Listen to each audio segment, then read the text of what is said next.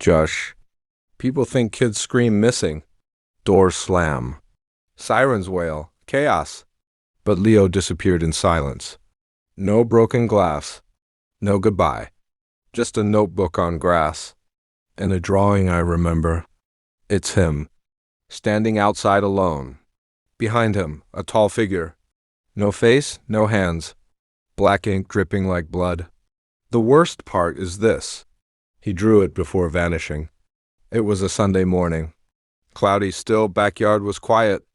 Leo sat under the oak, sketching like he always did. I yelled from the kitchen. "Dinner in 10, little man. Don't eat dirt again." He smiled, didn't look up. That was the last time. Mom called again. No answer. I stepped out. He vanished. No footprints. No bike missing. Just the sketchbook in grass. The last page shocked me. A drawing of me. Sleeping in bed, peaceful. Someone stood outside my window. Reaching toward me, shadowy figure. I told myself just drawings. Just a kid's wild imagination. But then I saw more. Pages of things he'd never seen. Places we've never even visited. People we didn't know at all. Then came the chilling one. A drawing of our mom. Younger, crying in the woods. A boy stood beside her. Wearing Leo's favorite backpack, that's when it hit me. Leo wasn't drawing for fun. He was leaving hidden warnings. And I didn't understand them. Now it's been 4 weeks. No leads, no witnesses, nothing. Just that old sketchbook left. And one message on back. If I go missing, don't ask the police. Ask Mom. Josh. Leo was different from birth. No tantrums. No loud crying. Didn't scream when he fell. Didn't run like I did. He was quiet, still, watching. He could sit for hours, just watching wind and leaves. Sketching shadows we never noticed until they appeared in pencil. Always black. Always haunting. Always precise. Not stick figures. Not cartoons. They were unsettling, detailed, real. Too real for his age. Too precise for just talent. Too dark to ignore anymore. At first we said, gift. Mom taped some to fridge. He's got Grandpa's artist soul. She smiled. We believed her, but not all were shared. Some she hid in drawers. Others she tore and burned. When she thought no one watched, I noticed. And so did Leo. And every time she did, his drawings just got darker. Shadows grew longer. Eyes got wider. Figures started showing up behind him. Things that didn't look human. The day Leo disappeared was ordinary. No fights, no drama, nothing. A quiet, boring Sunday afternoon. Leo was outside, sketching alone. Mom folded laundry in silence. Dad fixed the mower outside. I wore headphones, editing upstairs. A school project. Some video clips. At 6:04 p.m. I texted, "Come in, getting cold out." No reply, just silence outside. At 6:11, Mom called out. He didn't answer her either. 6:17, Dad yelled from the porch. Still no sign of Leo. We thought he wandered again. He did that. Woods explorer. Collected rocks. Weird leaves. Quiet habits. But something felt different this time. Because his sketchbook was there, lying open beneath the tree. Pencil rolled into the grass. His hoodie, his favorite one, left. And the last drawing remained. It showed the yard exactly. Shadows, chimney cloud, tree curve. Perfect match to the moment. But beside him in sketch, a tall figure stood nearby. No face, just a blank. Like it was erased clean. I showed it to Mom. She didn't speak. Just stared. Then folded it slowly, carefully. Ripped it out with hands. And burned it in the sink. That night, Dad called police. Filed the report. Gave them photos. Dogs came. Drones flew overhead. They searched every corner possible. Even the news showed up.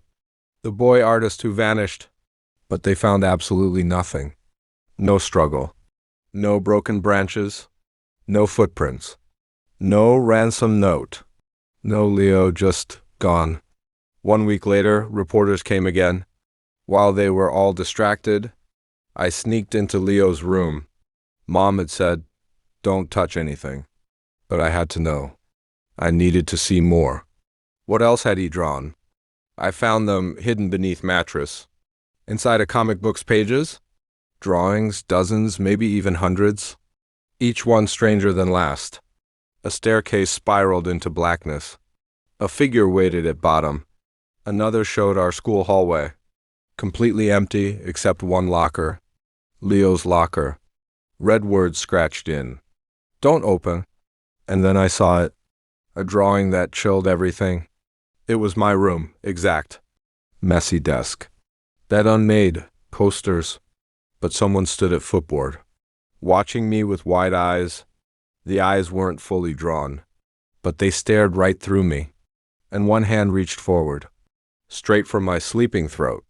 I heard Mom's steps approaching, shoved everything back, closed book fast, slid it under his bed, pretended I was grieving there. But that night I couldn't sleep.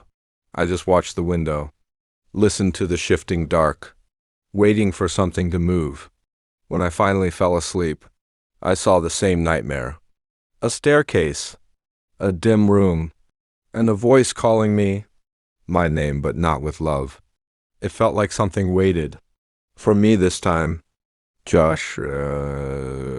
After that night I changed. I kept Leo's drawings close. Not for memory or comfort, but to understand what happened. Because something felt completely off. Not just the creepy sketches, but the way Mom stared. Like her mind went somewhere. Somewhere she feared going back. A few nights after that, while she was fast asleep, I stepped inside her closet. Not looking for clothes? No. Not even looking for answers. It was just instinct pulling. Behind blankets and old blue box, I'd seen it buried there. Never dared to open it, but now I opened it. Inside photos, stacks of aged photos. Some were me and Leo, baby smiles, park swings, birthdays. Others I didn't recognize at all. One photo chilled my spine. A house I'd never seen. One story. Paint peeling, fence rusted. A yard, a few kids, and one boy looked like Leo. Same haircut, same eyes, cheeks, but the photo was dated 1989. And beside that boy, a girl, maybe 10 years old? She held his little hand. It was her, Mom. I dropped the box, shaking. Photos scattered like dry leaves, and beneath them something older still. A folded newspaper clipping, yellowed. The headline hit like thunder. 9-year-old boy disappears, Idaho. Last seen drawing in yard. I read the name once. Then again. Couldn't believe it. Elijah Raymond, cousin of Sarah. Sarah, that's my mom. I didn't sleep that night. Next morning I waited silently. Dad left, Mom made cocoa. She poured 2 mugs again. Still pretending Leo was home, I sat at the table. "Who's Elijah?" I asked. The mug stopped midair. She froze. Didn't blink. Didn't breathe. Then, calmly. "Don't go through my things. Why was Leo in that photo, Mom? From 1989? "It's not Leo," she whispered. "But it looks like him." She didn't argue. Didn't deny. She just stared through the wall. Then whispered cold and low. "You don't understand what this is." He knew things. Elijah did. He drew what he saw. Same as Leo. My stomach twisted in knots. Wait, this happened before. She stood, voice firm. No more drawings. No digging. Let Leo go. That was it. End of conversation. Door slammed shut. But I couldn't stop there. That night I searched online. Elijah Raymond disappearance, Idaho, 1989. No remains. No arrests, nothing. Gone without a single trace. Just like Leo. But Elijah also drew things. Figures with no faces. Dark staircases. Whispering shadows, symbols. Those drawings weren't public knowledge. But Leo somehow drew them. The same exact ones. I needed someone to help. So I visited Miss Weller. She'd babysat Leo years ago. Also worked as art therapist. She always encouraged Leo's drawings. Sighed he had special imagination. I brought her the sketchbook. She flipped slowly, page by page, fingers trembling, brow furrowed deeply. Then she asked, "Has your mom ever mentioned trauma?" "No, why would she?" She pointed to one drawing. The staircase, spiral, deep black pit. This spiral. It's trauma-related. Kids use it often, especially ones who weren't believed. I felt the air tighten. You think he was trying to say something? Not say, she replied. He was trying to protect you. That night, the nightmare returned. I walked through that White House, the one from the photo. Empty rooms, flickering lights, whispers. Then I saw Leo, sitting on the cold floor, drawing on the wall red crayon. He looked up, said, "Josh, finish the last page." I woke drenched in sweat, rushed into Leo's bedroom, grabbed the sketchbook, heart pounding, and there it was. A final page half finished, one half carefully sketched, the other blank white, waiting. It showed me in woods, standing still, alone. Josh, I should have burned the sketchbook. I told myself I would. I even doused it once, took it behind the shed, box of matches in hand. But I couldn't do it, because deep down I knew that book still connected me to Leo, to the truth. Or worse, if I burned it, I'd lose my only chance. The chance to understand everything. 2 days after the dream, strange things began to happen. Not horror movie, flickering, or screams. Just small, quiet, creeping shifts. Mom kept the porch light on, all night without missing once. Dad slept on the couch and locked their bedroom door. They didn't say anything either. But the weirdest part? The sketchbook had changed. Literally, the pages were different. I found it on desk, but I didn't leave it. And the last page? Finished. No longer blank on one side. Now the woods were darker. My face more detailed, tired. And the trees looked alive. Moving, shaking, almost breathing. I showed Miss Weller again. She flipped pages. Her hands trembled. Then she said softly, "These lines aren't Leo's. Too fast. Too aggressive. Someone added to it? Or something." She asked to keep it. I gave her the sketchbook. That night, the dreams returned. Same woods. Same distant house. But this time I saw him. The faceless man Leo drew. He didn't speak or move. He just stood and pointed. And when I turned back, there was another me, tied to a tree, eyes shut, mouth stitched shut. I woke up, choking air. Ms. Weller called next morning. Her voice shook through phone. "Josh, someone broke in. My office. Last night. Nothing was taken. Nothing, except the sketchbook," I whispered. She paused. Then softly, "How did you know?" I didn't go to school. Took a bus downtown instead. Straight to the public library. I needed something, anything about Elijah. Mom's cousin. 1989 case. I found old microfilm archives, newspapers, clippings, local legends, silence. But it wasn't the article. It was a photo inside. Search party for Elijah Raymond. Standing beside young Sarah Mom. Was a tall man, not faceless, but blurred mid-turn. His face lost in motion. But I knew that coat. Long, dark, familiar trench coat. The same Leo always sketched. Caption underneath the photo read, "Volunteers and family gather here. Final day of Elijah search. Names listed, Matthew H., Sarah H., and local man Walter Parrish." That name cut like ice. Walter Parrish. Retired school janitor. Leo's elementary school. Quiet man. He vanished the same year. It wasn't over. Not yet. Someone was still watching us. still drawing in that same style.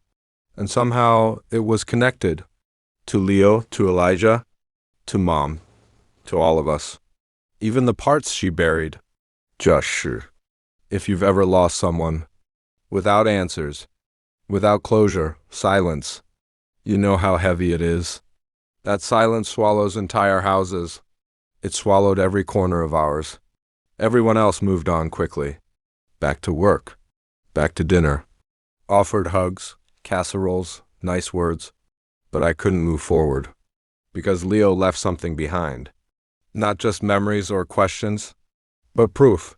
A sketchbook speaking louder, louder than grief, than denial. And the more I listened, the more cracks I noticed everywhere. Cracks in what we believed. In family, in the past, in who we could trust. Scene, dinner table, 3 weeks later. Mom was silent, fork clinking. Dad chewed, eyes unfocused, empty. I stared at Leo's chair, still pushed out, still waiting, like he'd return any second. But he wasn't coming back, and no one said it. I broke the silence first. I think Leo knew. He tried to warn us. Dad froze. Fork hit plate. Mom looked up, eyes suddenly sharp. "Josh, don't," she said firmly. He knew he'd vanish. He drew the entire thing. He was just a child. "Children imagine things," she snapped. "Then explain the 1989 photo. Explain Elijah. Explain that man." She stood, her glass tipped. "We're not reopening that wound. Not now. Not again." Again. That word hit like thunder. I stared at her hard. "What happened to Elijah, Mom? If you've ever been gaslit by silence, by omission, you know the lonely feeling, the urge to keep digging, even when it breaks you. You look through old albums, you hear whispers in stories, you doubt your own memories, but you can't stop, because the truth might hurt, but it might also save, or at least set free. Josh, if you're still watching this, you're not here just for answers. You're here because you know you've lost someone without reason. You've wondered if you missed something. What if they warned us? What if we ignored signs? What if it's not over? Then do one thing today. Like this video right now. Share it with someone grieving, someone who still has questions. And subscribe, because what's next changes everything. Coming up next, Josh breaks into school office. The old janitor's abandoned room. Inside the wall, a box. Inside the box, a sketchbook. Not Leo's, but dated 1989. And the final page shows a drawing of Josh himself. Josh, I didn't believe in fate. Not until I found it. The second sketchbook, hidden deep. Janitor's office cold, rusted, forgotten. Smelled like dust and secrets. Cabinets rusted. Floorboards cracked hollow. But then I found it. Behind a false panel box. As if someone sealed it. Not hid it. Buried it. The label faded, fragile, cracked. Property of Walter Parrish, private. I opened it. Hands shaking. And inside, more drawings. Dozens of them. From 1989. Sketches of Elijah. That house. The boy tied to tree. It wasn't random. It repeated. A cycle, generation after generation. And I knew instantly. I was next in line. Because on the final page, under the spiral, the figure, a name scratched in black. Joshua. I stumbled, dropped the sketchbook, backed into the narrow hallway. Then I heard fast footsteps. Behind me, his returned, sitting on desk, open to a brand new page. It showed me, sleeping peacefully, in my bed, mouth open, and beside me, the figure, closer than ever before. If you're still watching this, something in you understands me, that spine-tingling feeling of dread, the sense you're being watched, the silence that watches back. And the worst part? You can't tell anyone why. They'll blame grief or guilt. They'll say it's imagination, trauma. But you know better, don't you? So if this speaks to you, if you believe like I do, that some disappearances are foretold, then don't look away now. Like this video, comment below, tell us your story too. And hit subscribe because next we return to the house, the one from Leo's drawing, the place where it all began, and the place it must end. Josh, narrating, the house was exactly same. Peeling paint. Dead grass, quiet, just like Leo's drawing showed.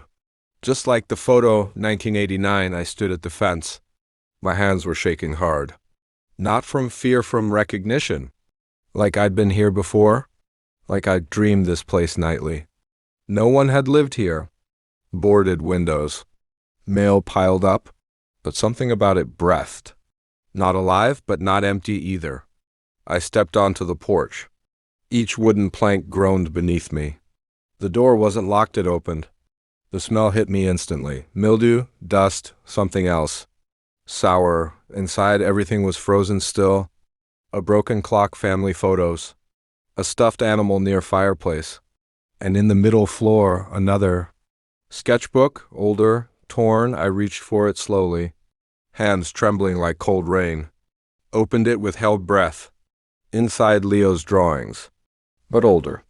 They weren't his hand style. But same themes. Same spiral. Same faceless man with trench coat. And one page showed me. Same shirt. Same scar visible. But drawn in old ink. Paper faded, edges torn brown. Below it, one word scrawled, greater than repeat. Josh, narrating. I wanted to scream loud, to run, to leave instantly. But something in me stayed. I flipped the page again, and saw something even worse. A drawing of my mom, younger, crying, holding a boy. The boy had Leo's backpack. The date, October 1989. Below it, Elijah knew too much. Then behind me, floor creaked loudly. I turned, no one visible. Just cold air pressing inward. I grabbed the book, ran, didn't stop till outside fence. But Mom was waiting there. In the car. Engine running. Get in, she whispered. We didn't talk while driving. The silence cut like glass. Until finally she said this, I didn't want truth. I wanted to protect you. But it's time you knew. Josh, we pulled up to woods. Same forest Leo loved walking. Same place Elijah disappeared forever. She got out. I followed. Through trees. Past broken fence. Until we reached old shed. She opened the door slow. Inside, charred wood. Burned papers. This is where Elijah vanished and where I tried ending it. It finds kids who see. Drawers, dreamers, sensitive ones. We don't know what it is, but it always comes back. Leo saw it coming, just like Elijah once did, but he didn't disappear. I sent him away, to protect him from it. Somewhere it can't reach yet. I couldn't breathe. I froze. You were next, Josh. You always were, after him. She handed me one thing, Leo's backpack, untouched, zipped tightly. Inside both sketchbooks, and a note. Written in Leo's handwriting, Josh, finish the last page. So it won't follow anymore. I stared at Mom blankly. You mean, he's alive? Somewhere far, quiet? But you must close it. And I knew exactly how. Josh, that night I opened both. Laid them out side by side. One old, one Leo's current. And I began to draw. The woods. The shed me, the figure. The spiral burning. And when I finished page, every light in house flickered. A scream thing came from woods. Then silence. The silence returned, but it felt different this time. Like whatever watched us finally left, or maybe it was satisfied. But Leo's chair still waits, and some nights I still draw, because some stories don't end. They echo in sketchbook paper, and they wait for next dreamer. That night, the silence returned. Not empty, but full, heavy, electric. Mom sat across from me, her hands folded, eyes red. Leo's backpack between us both, unzipped, still smelling like him. A bit of pencil dust. a crumpled page with scribbles. She didn't say a word, just stared at that bag. Like if she blinked once, he'd vanish from her memory too. You could have told me. She didn't look up. He begged me not to. So you let me believe he was just gone? She finally looked at me, her eyes older than ever. You were grieving, Josh, but I was surviving. Do you know what it's like to watch it happen again and again without answers? To lose Elijah, then Leo? To feel cursed by blood? JOSH, the weight hit me hard. I had been furious before, but now I saw something worse than guilt, shame. She hadn't just hidden Leo, she had buried part of herself. And now she didn't know how to unbury it gently. I slid the sketchbook forward, pointed at Leo's final drawing. The one with me sleeping, the figure beside my bed. Do you think it's over? Do you think I'm safe? She didn't lie. She nodded, but her face betrayed everything. Josh Dad came home later that night. Mom met him in hallway. Whispers, tension, and then silence. He came into my room, stood in doorway, arms crossed. Your mom told me everything. I waited for blame, anger, but instead he just sighed. We thought we were protecting you. We didn't think Leo would. He trailed off, shook head. I miss him too, son. And that was the first time my dad cried in front of me, not when Leo vanished. Not during police interviews. But right there, quietly, beside my bed, helpless. Josh. Some grief doesn't scream loud. It hums under your ribs. It stains your breakfast milk. It sits at dinner tables. We all stopped eating together. No more chairs. No stories. Just a family orbiting silence. Until one day, Mom asked, "Would you like to write him?" I paused, confused. She clarified. "If Leo's somewhere safe, maybe he needs to hear we're safe too." She pulled out old journal. One Leo had scribbled in. She handed it over gently. Write him something real. So I did. And what I wrote that day wasn't just a letter, it was a confession. Because for the first time, I wasn't scared of the figure. I was scared of forgetting Leo, and I needed him to know, you are still here. Leo, every shadow, every pencil stroke. Every time I blink, I see you behind lids. We love you endlessly. And if you're drawing still, draw your way back home. JOSH weeks passed. Life crept forward. Not back to normal, but something close. Mom smiled sometimes. Dad grilled on Sundays. I started sketching too. Not like Leo, sloppy or angrier, but it helped. The journal filled slowly, page by page. I didn't hear from him, but every time I wrote, I felt closer. Like maybe somewhere he read them. Like my words crossed whatever barrier held him. Like love could travel between pages. One afternoon, I found Mom crying. Not in grief, but something softer. Relief maybe, hope. She held the latest sketch I made. Me and Leo at the tree. You remembered his shoes, she said. We both laughed through tears. That's when I knew we were healing. Not fully. Not perfectly. But enough to feel again. We hung the drawing on the fridge, right next to one Leo made years ago. 2 timelines. Side by side. Still connected. Still family. That night, I left one last letter in the journal. Leo, if you're watching, know that we forgive you. Know we never blamed you. And we're okay now. We'll keep drawing. You just keep dreaming. Josh, if you've made it here, thank you. For listening. For believing. For sitting in silence with us. This story wasn't easy to tell. It still haunts me sometimes. The shadows. The dreams. The pages. But I don't regret any of it. Because Leo mattered. Still does. And if there's even the smallest chance, he's watching, then he knows now. We're still here. Still waiting. Still loving. If you've ever lost someone, if you've ever felt them slipping into memory, then write them. Speak their name. Hang their photo.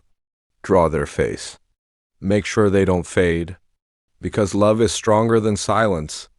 And sometimes the only way through grief is to give it shape. a shape only you can make. So if this story touched you, share it. If you felt what I felt, comment. If you believe Leo's story isn't oversubscribe, because next time we go back to the house in the photo, to the forest line, to the spiral staircase, we follow Leo's sketches. One step deeper, one page darker, until we reach what's been calling us all along. Thank you for drawing this far with me. Now, let's find what waits beyond the last page.